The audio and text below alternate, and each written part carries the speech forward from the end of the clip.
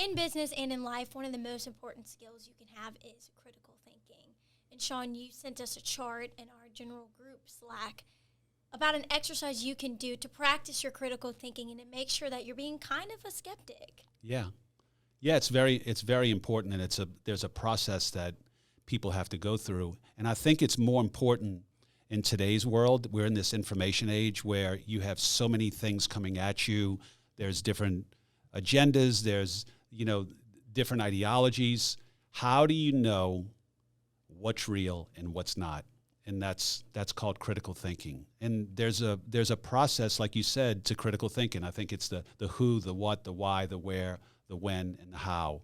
And so what that basically means is when something is put in front of you, my recommendation is you never take anything that you see or read or hear of face value. And part of this, what goes back to my walk in my Christianity, when I first became a Christian, I remember a pastor telling me that, Sean, you should not listen. You should not take your guidance from a pastor. He's a man just like you are. You have to get in there and understand and develop that relationship with Jesus so you have a direct relationship. There's no intermediary that is giving you that information. You got to go feed yourself that information. I think you can apply this to critical decision making also, right? What he was telling me basically is, hey, you have to go come to this conclusion on your own based on your experience. You can't just take someone's word for it and assume that that's the way it is. And I think as we look right now in our country, this is more important than ever, and I think there's a real lack of this going on, obviously, because it's almost like we're living in two different alternative realities right now. There's one reality that is saying all these things, one reality that's one side saying these other things that are totally contradictory to this. So who is telling the truth? That's what critical thinking is being able to take those words and you go and figure these things out for yourself. Is what that person's saying about this, and this, is it true? How do I know it's true? And then you walk through who is involved in it. What are the potential outcomes? Who benefits? Why are they doing this? Is there an alternative reason? These are all the things that go into critically thinking about a subject. Any big decision that you're going to make, you should bring yourself through this process so you can understand. You can understand things in a way that allow you to make the best decision that you should make going forward. And listen, we can run back through the things that you either fell for or you didn't. COVID, the Hunter Biden laptop story, the Trump collusion documents, and there's lots of other things, but these are just some basic things that we've experienced over the last very short term that if you listen to one side, they were saying one thing, the other side was saying totally opposite. What's the truth? That's where critical thinking comes in, and it's a skill that you have to acquire, or else you run the risk of living a life that's full of delusion, that you wake up and your reality is so detached from truth because you're listening to what other people are saying and make decisions on that before you actually go, and we call it putting in the work, doing the things you have to do for you to understand. I don't think anybody wants to wake up and live in something in a way that's detached from reality, because then at the end of the day, you're living a life based on a lie, not based on truth. You're making decisions based on a lie, not on truth. So you can see how I think that's the biggest problem in our society right now. The absence of truth creates chaos because there's no baseline that says this is the way we operate, this is the way we communicate, this is our ethical and moral, ground.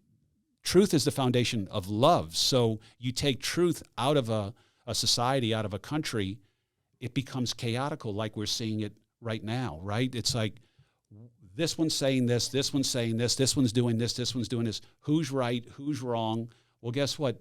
The only way to know who's right and who's wrong is you got to get back down to the foundation. What's reality? What's truth? And critical thinking helps you with that. You go down that rabbit hole, the truth reveals itself to you just because there are always going to be pieces to the puzzle. And this is the same thing. You apply this to how you make life decisions, how you make business decisions. This is something that you can apply across all your, any interaction that you have with anyone, that ultimately you're going to wake up and at least, I think it would be a terrible life to live, to think that I woke up every day and I lived my life based on a reality that somebody told me that was totally detached from truth. That would be horrible. You think about that, you get to the end of your life and you realized everything you did was based on a lie just because you didn't want to apply this one thing called critical thinking to really understand the world, that we live in. And it's, I don't know how you operate without that. And when you look at, the state of our country right now and how crazy things seem, it's kind of always been like this. We just all know about it, right now. It's all visible because of this 24-hour news cycle and because we have information at our fingertips. So it's never have been more important than right now, because in a lot of cases in the old times, they didn't deal with this stuff. They didn't have real-time information. They were kept in a vacuum. And now all of a sudden, everyone has been enlightened. Everyone has the same opportunity to get the same information. And now truth and lies, they're either validated or they're exposed because of the people that are willing to do the critical thinking. So one thing I can tell you is there are a lot of people on the web that practice this. And so I've tried to find those people and follow those people, because it becomes very, hard for a normal person with a life to keep track of all this stuff, So when you're doing your critical thinking, part of this is finding the resources that are giving you the straight and narrow, so you can dip your toe in or get fed these things without you having to go scour the internet. Who has time to do that? Who has time to go do all this stuff? But you have to do it, and you have to be informed, because how can you make good decisions if you're not informed? I completely agree. And especially like if you're in business, there are going to be certain situations that's going to question, where do my ethics lie? How can I critically make this decision? Like, it's going to involve both logical thinking and ethical, because if you're not okay with it at the end of the day, like, you got to do something about it. You can't just do something because the herd is. But yeah. What's your thoughts, Mike? Well, I think today's society, there's a limited amount of critical thinkers. I really do think people are.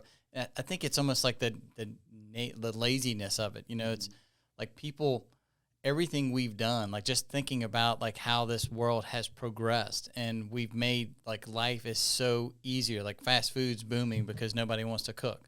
It's like everything is almost like an easier way, and having information spoon-fed to us and just taking it for what it is a lot easier than actually even using logic to combat it, or using critical thinking at all. So I think the world misses out on a lot of critical thinking because they're taking it for what it is based off of the values they present in one or the other, which the news media used to be one of those things, those resources that we trusted.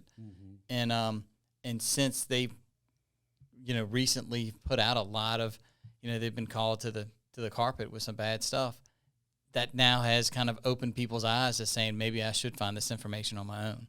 So I think it is a struggle society has right now.